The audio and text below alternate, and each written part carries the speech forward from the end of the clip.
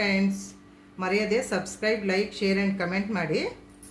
ಈಗ ನಾನು ಬೆಂಡೆಕಾಯಿ ಹುಳಿ ಮಾಡೋದಕ್ಕೆ ಅರ್ಧ kg ಬೆಂಡೆಕಾಯಿನ ಚೆನ್ನಾಗಿ ತೊಳೆದು ಒರೆಸಿ ತೊಗೊಂಬಂದಿದ್ದೀನಿ. ಈಗ ಹಚ್ತೀನಿ ಬೆಂಡೆಕಾಯಿ ಮತ್ತು ಬೇಳೆ ಹುಳಿ ಮಾಡೋದಕ್ಕೆ. ಈ ಥರ ತೊಟ್ಟ ತೆಕ್ಕೋಬೇಕು. ಫಸ್ಟಿಗೆ ಬೆಂಡೆಕಾಯಿನ ಹಚ್ಚಬೇಕು.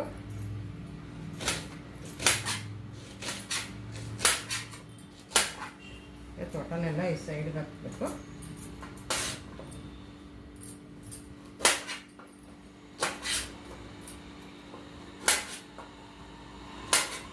ತೊಳೆದು ಒಂದು ಅರ್ಧ kg ಬೆಂಡೆಕಾಯಿನ ನಾನು ಹುರ್ಕೋತೀನಿ. ಹುರಿದು ಆಮೇಲೆ ಸಾರು ಮಾಡಬೇಕು. ಬೆಂಡೆಕಾಯಿ ಬೇಳೆ ಹುಳಿದು ಬೆಂಡೆಕಾಯಿ ಹುರಿಯೋದಕ್ಕೆ ಬೆಂಡೆಕಾಯಿ ಇಟ್ಟಿದ್ದೀನಿ. ಅದಕ್ಕೊಂದು 2 ಸ್ಪೂನು ಎಣ್ಣೆ ಹಾಕ್ಕೋಬೇಕು. ಎಣ್ಣೆ ಹಾಕ್ಕೊಂಡು ಚೆನ್ನಾಗಿ ಹುರ್ಕೋಬೇಕು. ಬೆಂಡೆಕಾಯಿ ಹುಳಿ ಮಾಡೋದಕ್ಕೆ ಹುರಿತೀನಿ.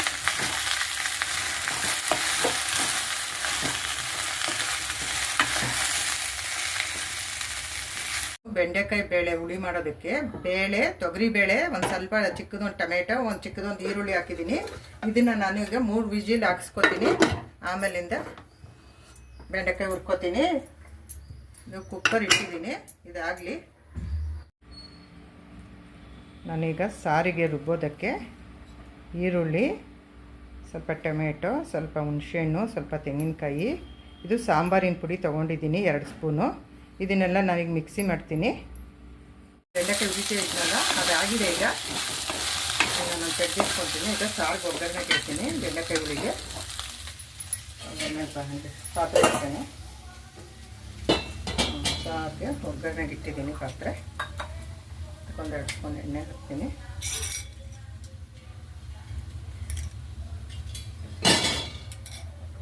ಸಾಕು.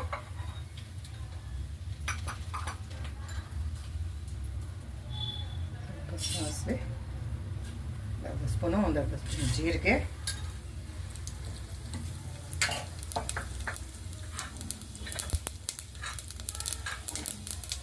ಸ್ವಲ್ಪ ಕರಿಬೇವು ಹಾಕ್ತೀನಿ.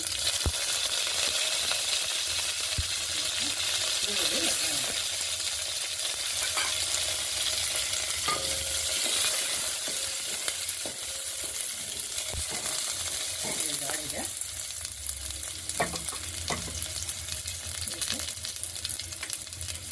ಬರಗಿಟ್ಟಿದ್ವಲ್ಲ ಖಾರ, ಅದನ್ನ ಹಾಕ್ತೀನಿ.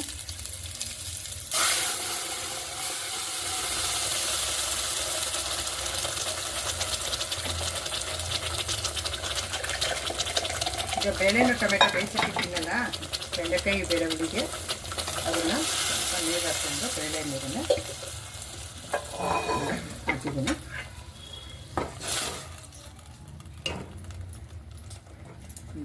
ಬೆಂಡೆಕಾಯಿ ಬೇಳೆ ಹುಳಿಗೆ ಇಟ್ಟಿದ್ನಲ್ಲ ಬೇಳೆ ಟೊಮೆಟೊ ಎಲ್ಲ ಚೆನ್ನಾಗಿ ಬೆಂದಿದೆ. ಮೇಲಿನ ನೀರೆಲ್ಲ ಬಡ್ಸ್ಕೊಂಡು ನಾನೀಗ ಹಾಕ್ತೀನಿ. ಸ್ಮ್ಯಾಶ್ ಮಾಡ್ತಾಯಿದ್ದೀನಿ. ಸ್ಮ್ಯಾಶ್ ಮಾಡಿ ಈ ಥರ ಹಾಕಬೇಕು ಬೇಳೆನ. ಇದೊಂದು 2 ನಿಮಿಷ ಕಾದ್ಮೇಲೆ ಆಗಲೇ ಕಾಯ್ತಾ ಇದೆ.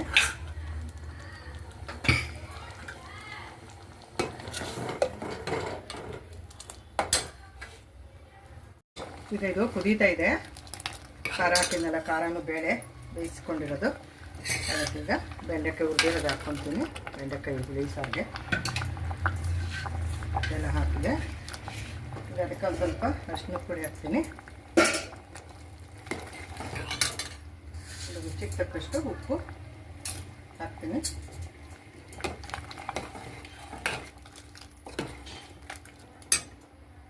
ಈಗ 2 ನಿಮಿಷ ಆದಮೇಲೆ ಸ್ಟವನ್ನು ಆಫ್ ಮಾಡಿಕೊಡ್ತೀನಿ.